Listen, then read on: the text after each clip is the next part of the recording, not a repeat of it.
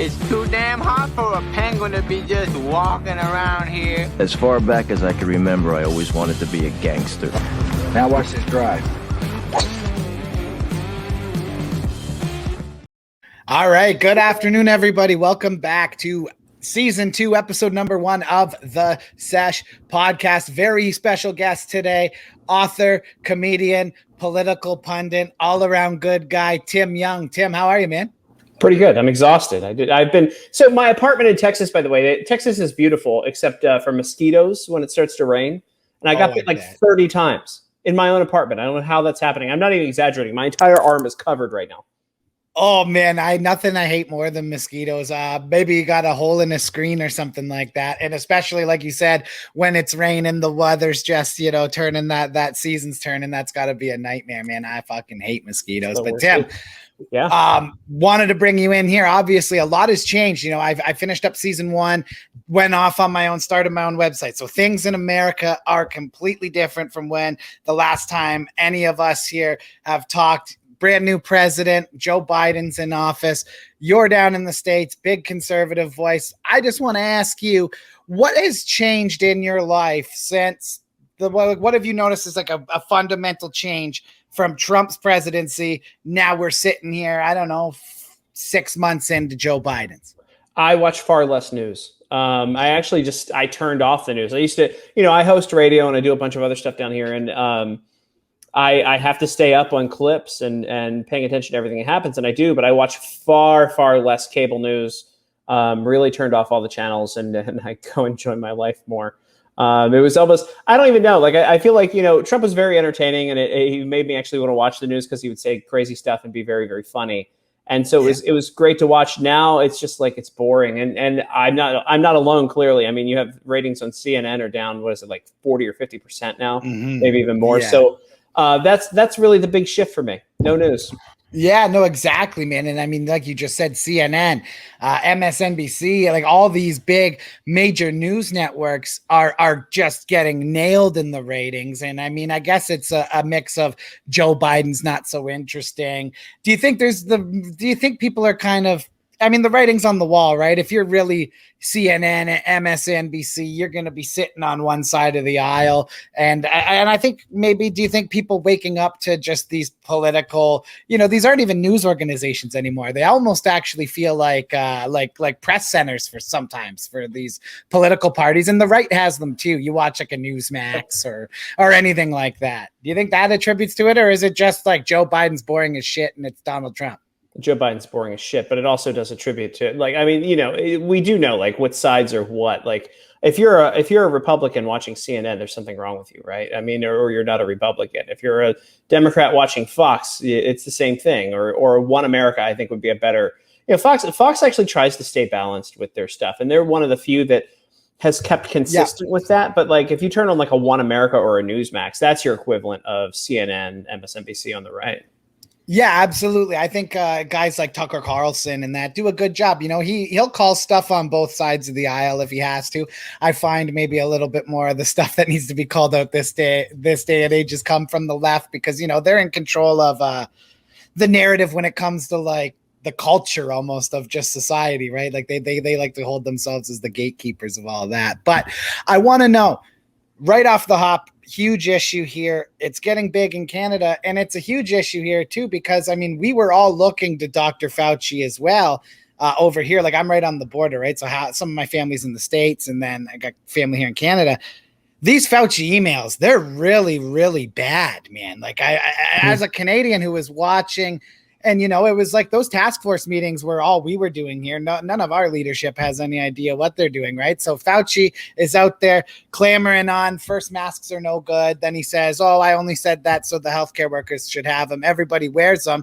These emails come out. I believe it was Buzzfeed filed a Freedom of Information, which is shocking because Buzzfeed, again, is usually one of those left-wing think tanks, and they've always done nothing but protect this guy. But what are your thoughts post the Fauci email leaks? And we'll go into gain of function research and everything like that. But initially, I mean, I don't think anybody was surprised, but the shock was there.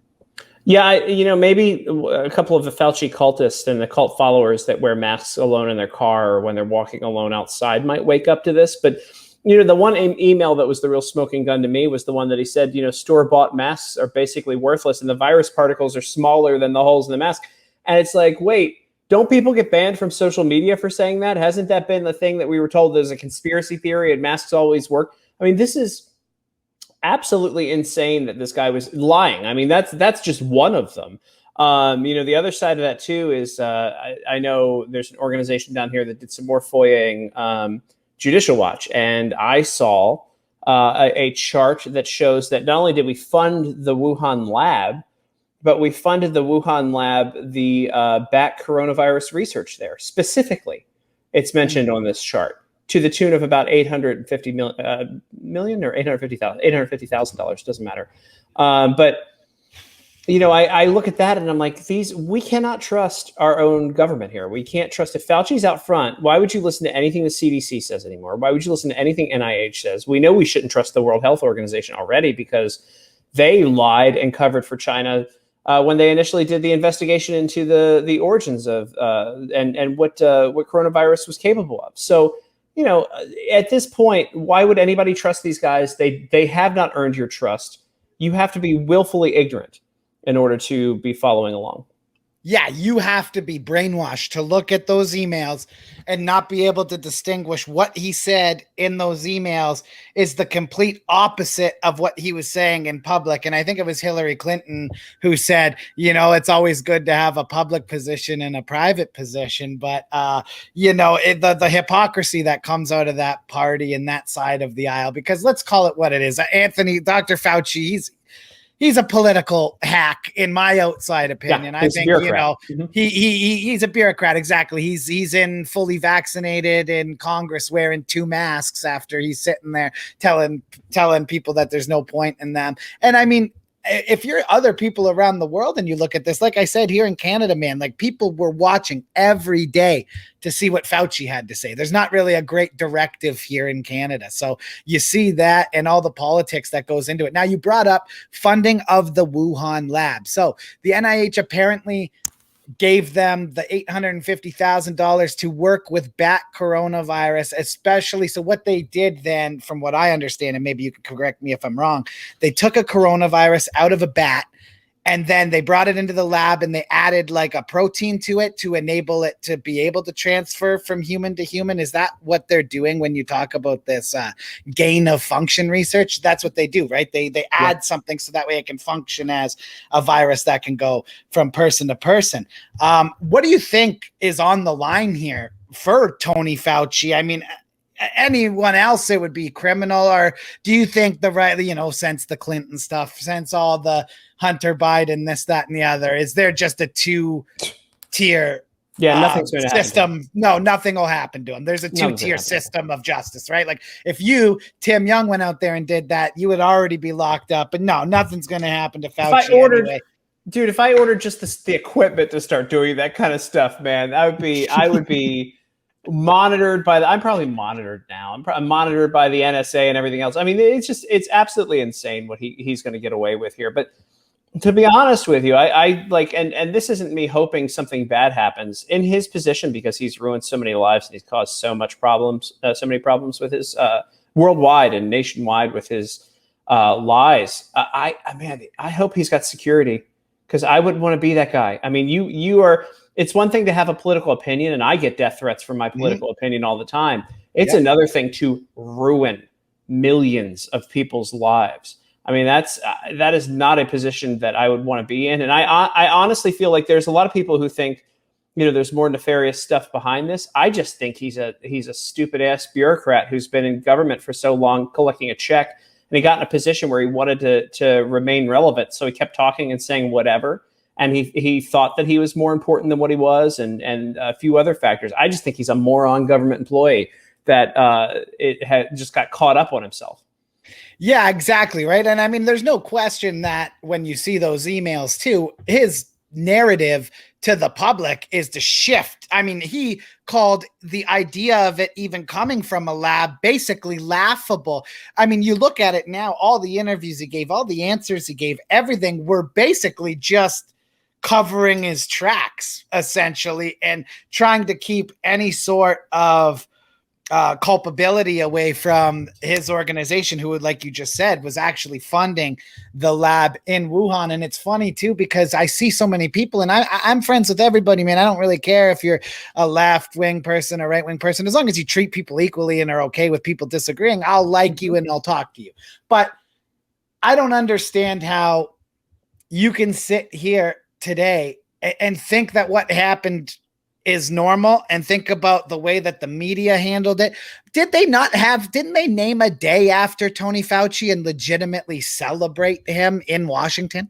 Oh, who knows? I'm sure they did. I mean, that was, that town is goofy, and their mayor is an idiot, and ignores very blatant crime that happens in the city, and it's really turned into a hellhole underneath of her. But she was able to paint Black Lives Matter in front of the White House, so I guess that supposedly fixes things. So I mean, I don't doubt that they named a day after him. I know he got to go to baseball by himself or whatever with his wife or whatever when no one else could here, which I think is bullshit. And it's just, there's such a double standard, and they really did try to make this guy a hero, and they made action figures of him and everything else, and it's just so stupid. I watch this. It's like, why? There's a real issue. If you're making politicians heroes and celebrities, there's something wrong. No, exactly, right? Those are the last people we should be looking up to as a society. You're trying to put them out front. And I mean, this is a guy who, like you said, he's just a bureaucrat. There's really no reason to be putting him on any sort of pedestal, but they did. And now this comes out. And I got to ask you here, are you surprised that it was Buzzfeed that went and grabbed the Freedom of Information? I mean, they kind of started all of this, which if you would have told me 5 months ago that Buzzfeed was going to be the ones to bring to light that Tony Fauci is more of a bureaucrat criminal than an acting physician, I would have told you that's bullshit. I would have said no way. Yeah, no, I agree with you on that, because I mean, Buzzfeed was the organization that brought up the P tape under Trump. So, when they have that level of journalisming, and you can, do they still do those like articles where it's like pictures of frozen characters, and they're like, what frozen character are you like today? What's your, or like, what cat meme are you most like, or whatever. It's like, so stupid. Oh, the 10 hottest Taylor Swift. I don't, all that kind of dumb shit. But those quizzes things. I almost feel like what happens is when there's information that could be potentially false or a major leftist organization doesn't want to push it when they know it's coming, they fire it through BuzzFeed as like a cleaner, right? So they're like the embezzler of news for the left, because they know these stories are coming, they know these emails are coming. So CNN doesn't want to touch it because they don't want to burn bridges with Nancy Pelosi and the left. Same with MSNBC. It doesn't fit their narrative that they've been pushing, so they let BuzzFeed be the cleaner on that. Gotcha. Okay, so that's just like a little political underbelly stuff. That's interesting how that all works, right? Because there's definitely politics within the politics, especially when it comes to media. Now, you brought up leftist organizations, and I have some friends and family over in the UK as well. Fans are back in the stadiums, the kneeling before the games, the Black Lives Matter stuff becoming a problem. People are starting to boo. You've seen the ratings down for the NBA playoffs. You see the ratings down on the NFL. What is your take just on the wokeness coming into sports? Because I mean, personally, we started here at Tarps off as a hockey company, and within 3 months, I mean, it was just so we had people canceling us within 3 months just for enjoying to watch the sport. I mean, do you even watch sports anymore? No. Or are they just insufferable now? I stopped watching them, and I'd be a hypocrite if I did. I'll be honest with you. I just wrote an article for the Washington Times the other day that said, why do conservatives support companies that hate them, including Netflix? And there's a bunch of stuff. I mean, I watch significantly less TV than I used to watch. And because it's so woke, everything is so woke. So like, you try to escape the horse shit of like this just wokeness and anti-white, anti-male, everything, anti-straight white males are evil, right? They cause all the problems in the world. Yeah, exactly. Which, if I said that a couple of years ago, I'd look at myself and be like, nah, that can't be. But they're literally blatantly saying it now. And, they have internal training at companies that say, you need to denounce your whiteness. And that whiteness includes, characteristics like you show up on time. I'm like, Jesus Christ, you listen to that and you're like, that's racist. So what they're saying is, honestly, it's the same thing where Democrats in America say, black people can't get IDs to vote, right? They're disenfranchised because they can't get IDs. What are you talking about? Yeah, it's like all of this stuff is racist, not against white people. It's racist against the people who these whites and these woke people create these programs to supposedly protect. So if you're a black person or any person of color, and you see a training where they label whiteness as can show up on time, that's like, wait, so you're saying that every other culture or every other race is lazy. That's literally what you're saying. Yeah, that's a horrible message. Like that's the kind of hypocrisy that goes into this wokeness that I think is pushing people away from sports and television in general. Well, yeah, no, and listen, it saves me a lot of money. I've been to every Major League Baseball stadium except for the new Rangers stadium that is literally 20 minutes from me. And I used to love baseball. I used to love going to stadiums, just hanging out and, grabbing a beer and sitting watching, a couple hour game. It's boring or not. But now I don't bother to waste my money.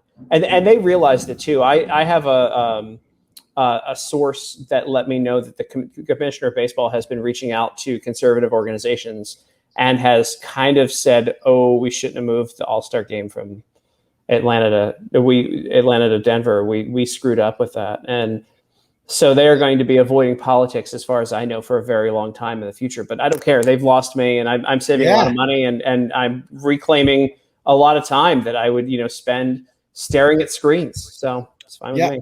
Exactly, man. Exactly. And you see that, right? All the stuff happened, the Georgia voter laws, this, that, and the other.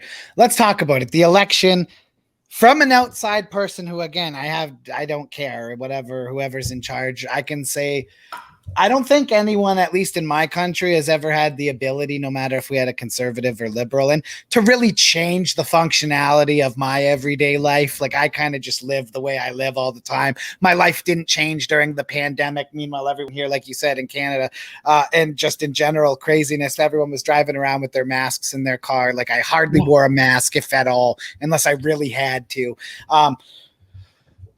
You see how everything's changed and that, but from the outside, you look at that election. I stayed up all night and watched it and saw like there was that huge jump in the night. Where do you sit on that election? Do you think that was a free and fair election, or do you think, we can call it what it was? It was a little bit suspect. It's suspect, right? And what's even more suspect is if Joe Biden won by these like crazy margins as the final tallies showed, then just audit the elections. Like, if people want to audit the election and let Democrats spike the football again. Let Biden spike the football and say, "See, we told you guys were stupid. Your belief that, the election was stolen was a conspiracy theory and yada, yada, just let it happen. Let the review and the audits of elections happen. What's it going to change? What's it bother if you won in such a blowout and you're confident that you won?" Yeah, exactly. I don't understand why, like you said, spike the football, run up the score again, rub their face in it. You could have done that. Seemed like a real lack of transparency, but I got to say, from the Trump side of things, I don't think having that Michael Flynn's lawyer in that was a real great idea. I think they just brought some of their information on a little too heavy. And I think it kind of planted that seed of doubt. Which one was it? Was it the woman? Sidney Powell. Sidney Powell. Linwood didn't help things either. They were both. Yeah. And nuts. Dude, that Linwood guy coming out and basically like fueling that insane QAnon stuff, like exactly, that stuff didn't help. And there was all the parlor stuff going down. And he's on there saying that he's gonna like have Mike Pence shot and stuff that. No, and that he was gonna be like arrested and tried for treason and all this shit. And like that, it was like, all of them. And honestly, the entire the president's legal team. And one of my buddies was, working in a state during this, and when things were up in the air still. And, that week, and I had him on air, and I did something I never do to my friends. I usually don't ask, tough questions on air or things that could make people raise an eyebrow to them. And one of the questions I asked my buddy who's on the legal team, I was like, do you think the people that are on television representing the president are actually capable of carrying out this case and being able to find? And he was like, I don't want to answer that. And I go, well, you just answered it by saying that. By saying that, you answered the question. Yeah, exactly. You had people, and this will dig me holes with conservatives, but I think they need to wake up with this stuff. You had people. So your main people were Sidney Powell, Rudy Giuliani, Jenna Ellis, who was standing around doing God knows what, and then Lynn Wood, who kind of veered off. So Lynn Wood was the first one to veer off, and he was just saying crazy shit about Pence and Flynn. I don't understand. And Lynn Wood was also the guy who I believe represented the Covington Catholic kid and did a good job with that. So I'm watching this and I'm like, what the hell? How is this the same person? So then Sidney Powell veers off and whatever, when I threw up the flag and I lost God knows how many followers, but when I did this, but I'm always willing to do it if it's something that you should throw a flag on, was when she said they're going to release the Kraken. And I'm like, okay, listen, in a case like this, because I have a law degree, a lot of people may or may not know that. I almost got a doctorate in public policy too. In a case like this, you're not saying shit like I'm going to release the Kraken or the big one's coming. You're just releasing it. You're getting ahead of it because you want that press. And so they're doing that. And then you've got Jenna Ellis, who was calling, I believe she called Frank Luntz a micro penis or something like that in the middle of all this. And listen, if again, and people can be thrilled by that or whatever, and they can cheer it on or whatever. I say things about people on Twitter. That's fine. I don't care. And Frank Luntz, turns out there's a lot of stuff. He's some nefarious stuff with him. But if you're in the middle of what you are claiming is the most important legal case in modern history, and as far as elections go, everything else at the time, you should not be on, and you're the face of it. You shouldn't be on Twitter having Twitter fights, because it tells me that you got too much time on your hands. And that's when people should have been throwing flags like crazy. I mean, she slid into my DMs to tell me one of my tweets was disgusting one day. And I was like, fuck off. Yeah. But that's, again, this is stuff. If this was at the level that they claimed it was, they should not have been behaving the way they were. Giuliani was the only one that I actually trusted on all this stuff. Yeah, I agree with you. She was just, like you said, the release the Kraken thing. And then everybody gets all drummed up on Twitter, and you can just smell the bullshit when, like you said, if they had something just like with all this, like the Hunter Biden stuff too, it's like, well, if you have it, just fucking put it out there. Why would you be like, oh, we've got much worse and much worse? It's like, just drop your shit and put it out there and let the court of public opinion decide. Don't let anyone get their hands on it, spin it. Cause all of a sudden, a week later, there's every major headline is the Hunter Biden laptop is actually just a part of a Russian disinformation scam, right? You let people get ahead of those things and create those false narratives when you don't just act on what you did. I heard too from some people. I have a friend who works at Fox as well. Apparently, when Tucker Carlson went to them and was in his production team and were trying to be like, well, give us some evidence. Apparently she fucking snapped out at them and was a complete asshole to them. And they were like, you're the one saying all this. You have to provide the proof. And I gained a lot more respect for Tucker then, because it would have been easy for him to go up there and play it up and be like, this is happening. Here we go. And push the ratings. But all he wanted was where's your evidence? And then when asked about it, he was attacked by her. Well, it was just a sad situation overall. So I threw the first flag when she said release the Kraken, but then when she said something like it's going to be biblical, and then she was like, it's going to be a biblical Kraken. Have you ever seen, you probably have, Team America World Police? Oh yeah, great movie. What it really sounded like to me, it was like a parody, right? So Sidney Powell keeps saying it's a biblical crack, blah, blah, blah. It was like when they kept saying it's going to be 9/11 times a million. 9/11 times a million. And it kept going it's 9/11 times 9/11. And it just keeps going and they kept doing that throughout the movie. And when she said that, the first time I threw a flag, the second time I'm like, oh, fuck off. And the third time I'm like, you're a scammer. And I'm telling people this, and they're like, you hate America and you're clearly a Democrat and you're an operative for whatever, Oh, and they're like getting mad on their keyboards. I can do the little mad on the keyboards. Yeah. And I'm like, guys, no, wake the fuck up. Like, I want Trump to win just as much as you, but these people are just there to take money. Like, I wonder how much money she made off of that. The other thing too is like, man, when she said release the Kraken, there was like a T-shirt line that came out the next day, and it's like, fuck. Oh, dude, it was such bullshit. And and you know it too, being a conservative pundit. I get some stuff because I'm not far off the deep end, but I know people here within the Conservative Party of Canada and that are a little bit more inclined to be like that. There's conservative snowflakes too, like during that stuff, like you said, telling you must be Democrat. If you didn't think the biblical Kraken was coming, you must be a Democrat. And I'm glad, and that's what always has made me respect you and want to have you on this show, is I very much relate myself to someone like you. Like, yeah, you're right leaning and stuff, but you're truth leaning first. Like, if something would have come out that said, this is bullshit, whatever Trump's team's saying, and there was like the actual evidence of it right off the hop, you would have jumped right out in the front and been like, yeah, guys, the evidence says this is wrong, right? But there are these like snowflake right-wing people that are so far down that other side of the rabbit hole that they remind me like the snowflake woke left people. Well, look, the cancel fucking people. One thing, I have a real good track record of being right on stuff, which is super fun. In 2012, I wrote 2 ebooks. One of them ended up being number 4 on all of Amazon. It was 50 Shades of Romney and 50 Shades of Obama. Yeah. And 50 Shades of Romney, the tagline of it, you can still find the tagline. The book's not up anymore, but it said, this book will make you question whether he's a conservative or whether or not he's even a Republican. And I was panned so bad by Republicans then. And they told me how terrible it was. Yes, I was right. I was right the whole time. I mean, and literally the book, like, I have this snark or whatever I go with when I write, and, I'm a little bit of an asshole and stuff. But I literally just pulled up his policy history. It wasn't hard to do. I used and verified Oppo research on him that I got from the Obama campaign. And I used it. I got Oppo research from both sides, and I went and independently verified it and went back and forth. And that dude had flip-flopped on every position he ever had, Romney, at the time. Yep. And Republicans just lap it up because they're put in front of you. And that's really been my whole thing with all of this stuff. And it's weird.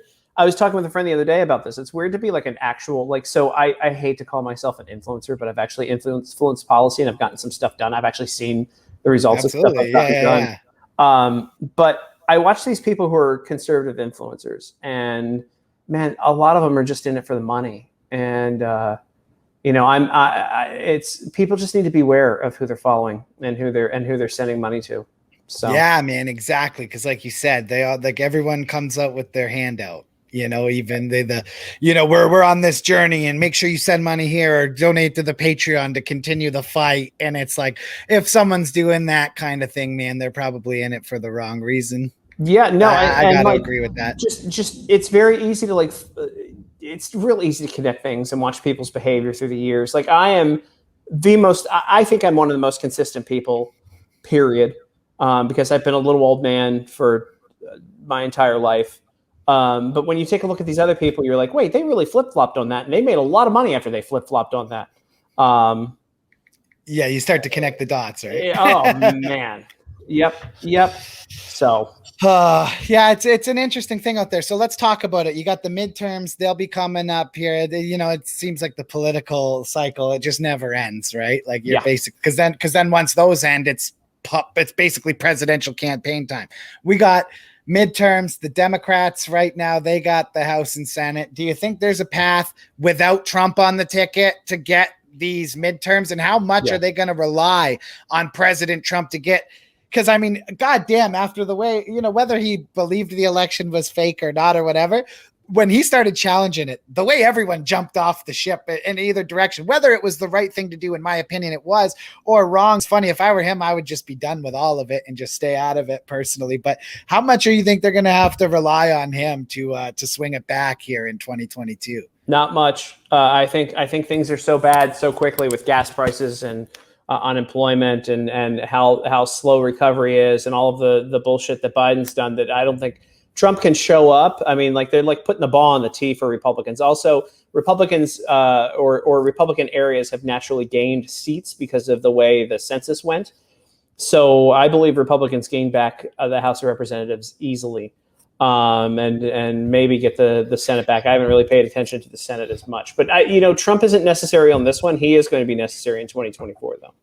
Yeah, and where do you see that going right now as it stands? I know you know people within the party. You're super well connected guy. You think it's going to be Trump, or do you think they try to maybe go with a DeSantis? And do you think President Trump could even go for like a vice president role behind someone like DeSantis? Trump is not a number two. Nope. No, he's not. He's not. He would never do that. So I think it's going to be very interesting to see where DeSantis falls in. It's also going to be really interesting to see, Nikki Haley's dreams get crushed on a national stage because she sucks. And the thing is, like, again, I always talk about this photo in the White House of it was Obama and like the previous 4 presidents with him, right? And all at once, and they took this picture. And at the time when the picture was taken, I was like, "That's really cool. Look at that. This is history." And blah blah blah. Like now, like in the last 4 years, I looked at it and I go, those are the globalists that want to ruin the world. Like my opinion. And so like Nikki Haley is like George W. Bush part 2. She's no different than most of these people. She's she represents like the war political establishment. I guess, what would you call them? Like the industrial complex. The John McClane industrial complex, essentially. It's the military industrial complex. I mean, there's so many. It's just that's it. Yeah, that's it. But yeah. Yep. Yeah, man, it'll be interesting to see how they go. I don't see anyone like Haley. Like you said, her dreams will get crushed. I think she's going to be like what Elizabeth Warren was. I think Elizabeth Warren went into those Democrat primaries thinking she had a chance, and she had to tap out pretty early. You were bringing that up. I actually own. So I collect a bunch of.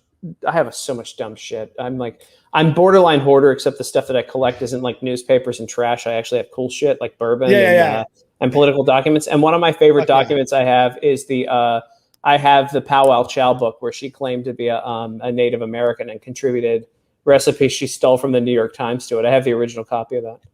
So. That's actually so funny because, I mean, it comes out later. Wasn't she like 1/16 of a 16th Native or something? Yeah, it was so little that like Trump was more of a Native American than she was. It was really funny. Yeah, because of her cheekbones or whatever. She said she must be Mohican because that's not big cheekbones. That's not racist either. Yep. No, exactly, right? Just like apparently it's not racist to say that a virus that escaped from a lab was from Chinese people eating dogs or bats in a wet market. Like that, now that you look at that and that was the narrative, it's like, is that not the racist comment, not the lab leak? Like, I just feel like we're living in bizarro world sometimes. Yeah, no, we are.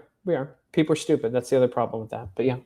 Yep. Well, yeah, I think they're just so emotionally invested. And I do feel bad because I notice a lot with like people, like not my dad personally, but I just see people. He's one of those people that loves to talk about everything on Facebook, right? So you see it.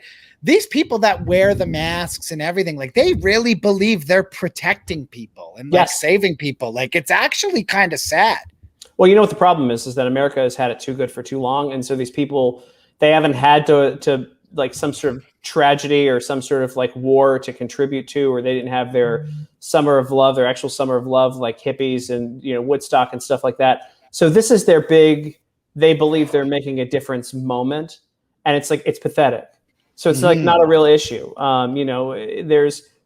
They think this is their World War II or something. And it's like, you guys are idiots. Yeah, man. And I noticed it. Like I said, I worked in the hockey world a lot, and it's super woke and super stupid. And I mean, just the pictures, the profile pictures of people wearing their masks and stuff, like they really believe like that's, like you said, they've had it too good for too long. They believe that's like their bat signal of being a hero. And it's like, you're wearing a fucking cloth mask that the head of the CDC said doesn't work. The fact that at some point they had branded like working at Walmart, the Walmart register, as a hero, like you're a frontline hero for being out there working at fucking Walmart scanning, cigarettes for people. It's like, come on, like that's not a hero job. That's a job.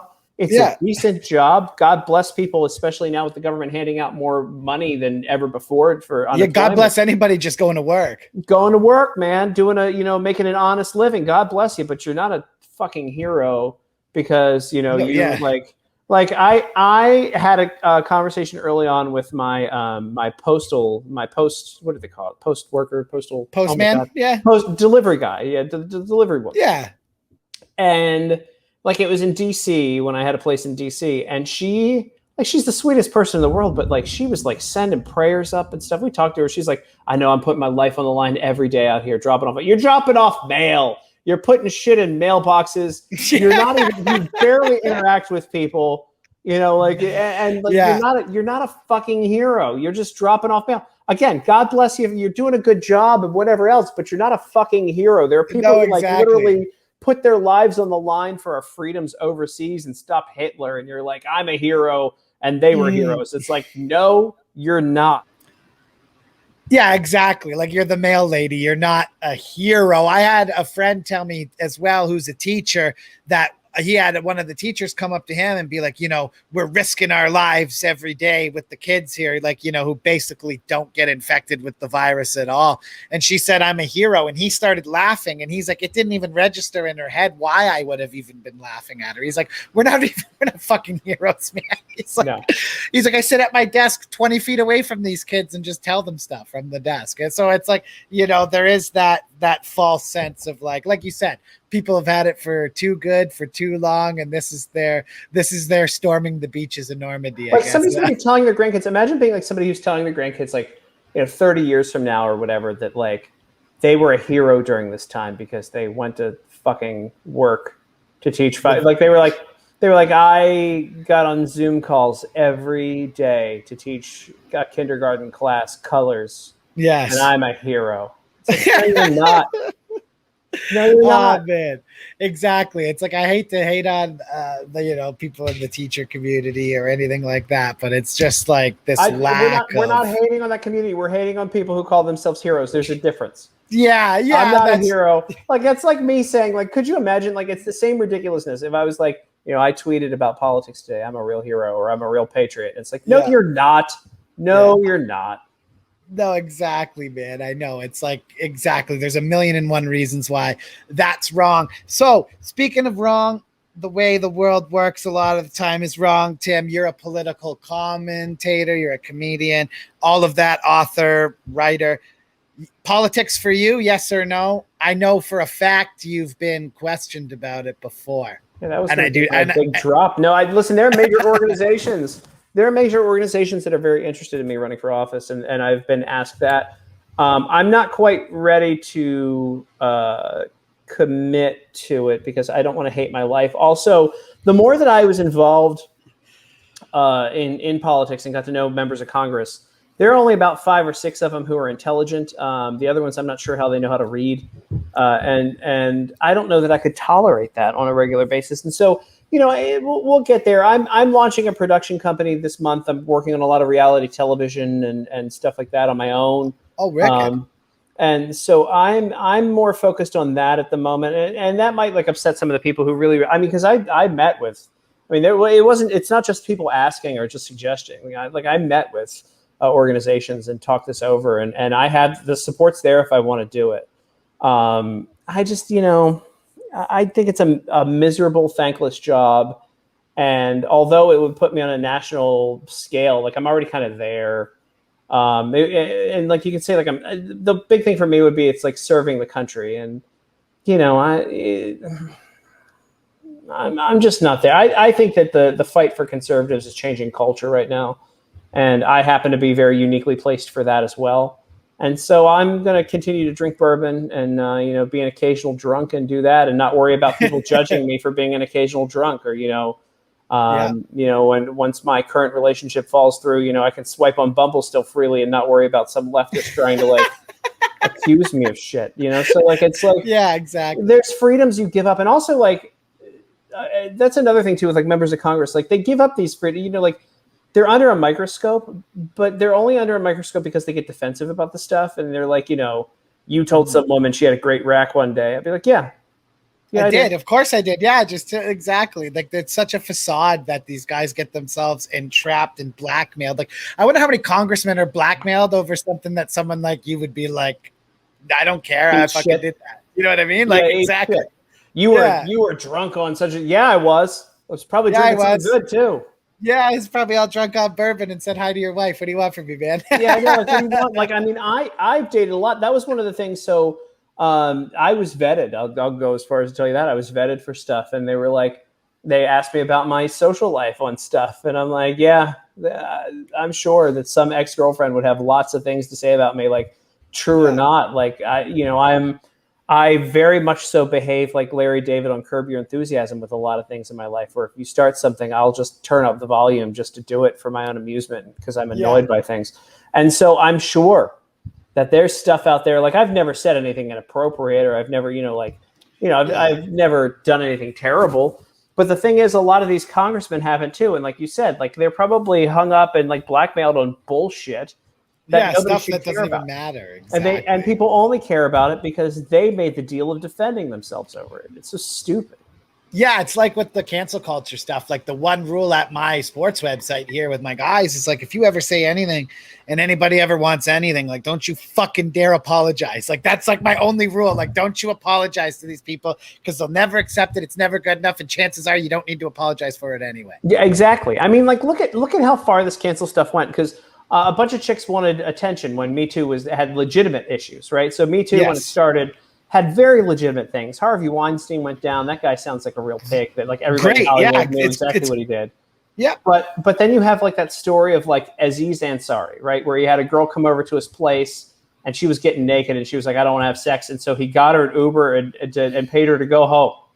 And she's like, he Me Too'd me. And it's like, the fuck he No, did. he didn't. Yeah, you came over, got naked, and then didn't want to get done. Like, come on, man. Are we that distorted? Like, are we that disengaged from reality here? Yes. Like, that's called, she came there looking to just probably start something real. He thought he was just getting done, and when he wasn't, he sent her home in an Uber. That used to be called Saturday Night Niagara Falls for me. Like, by the way, and then, God, you lived in Niagara Falls. What that time. Oh, bro, I'm telling you. But then he was concerned and like texted her the next day to see how she was doing or something. Like, there was a whole follow-up. I remember the story like pretty well because of how ridiculous it was and how it was very clear that this woman was just trying to get her 5 minutes and pretend to be a victim online to get people to like sympathize with her. And people did.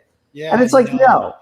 But I'm sure, like, I mean, I have like serious ex-girlfriends that are major leftists. I dated for about a year and a half. I dated one of Bernie Sanders' general consultants. I mean, like, I've had who like worked in the Clinton White House. And so like, God knows what she would try to claim. Like, like we were in a good relationship, but who knows? Like, who knows what Bill Clinton could get her to say about you, though?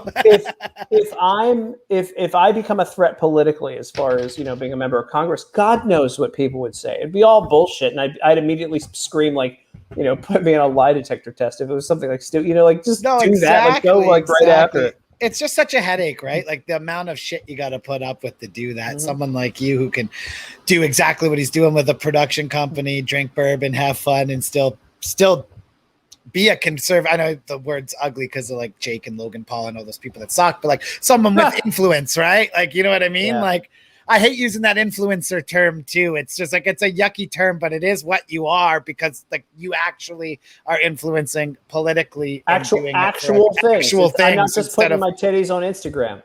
Right. Exactly. Which, by the way, it's now become empowering. Conservative women influencers or whatever that like every other picture is them in like workout clothes or like in a, a bikini with a gun hanging out of it. Like, it's like, we fucking get it. Like, please, can you guys like actually? There are hardworking women in conservative and right leaning journalism, and like I'll drop a name like off the top of my head. Sarah Westwood I'm a huge fan of hers. She does great work. She's I think back at the Washington Examiner right now, and like she has been an incredible journalist. But like, and she would never exploit herself because she's fucking brilliant. To get follows, and I'm watching these idiot millennials get booked on stuff because they put their titties on Instagram. And it's like, are we really this fucking stupid? Yeah, I know, right? Don't be an idiot. I get it. I get it, man. It's craziness. Well, no matter what you choose to do down the line, like you said, I don't know what the way your life is now. I don't know why anyone, especially like you look at what happened with Trump. Like, why did he jump in? I guess his is an ego thing. He wanted the most powerful position or whatever. But just like politics will just uproot and disturb your whole life. Like, it's some messed up stuff, man. It's a crazy world. It's fun as hell to comment on. Not sure I would want to be in the middle of it. Now, I know you've written 3 books before. I know you had the 50 Shades of Romney, 50 Shades of Obama. And then you wrote I Hate Democrats, I Hate Republicans. You got anything else you're writing, or are you just solely focused on this production? Good God, I always have like about 3,000 projects going at once. Right now I'm working on the autobiography. I'm the co-author of a book, the autobiography of a woman who I think is very inspirational. She's an African-American conservative woman here in town, friend of a friend who had survived leukemia once and went through special hormone treatment about a year about a year ago, because it was during COVID. They were running some tests on her. She went through this experimental treatment to get rid of the leukemia, and they were running some tests on her. And they basically gave her the old, like, you've got a couple of months to live. This looks really bad. Turned out that they ran a couple more tests. Instead of her getting a death sentence, or that, the notice that her time was up, she was pregnant at I believe late 30s, early 40s. I forget her exact age. Oh, but wow. So where she went from the worst news you could get to the best news you could get. And it was like this crazy, I kind of did that reverse there with my hand.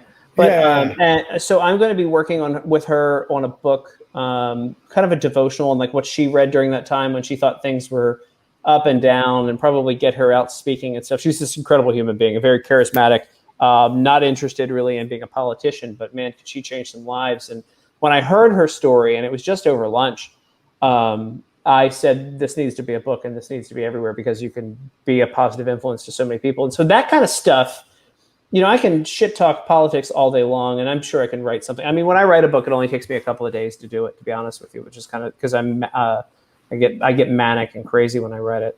But this one, I think, having this devotional and talking about these real life experiences that are so crazy is more important to me than a book about politics.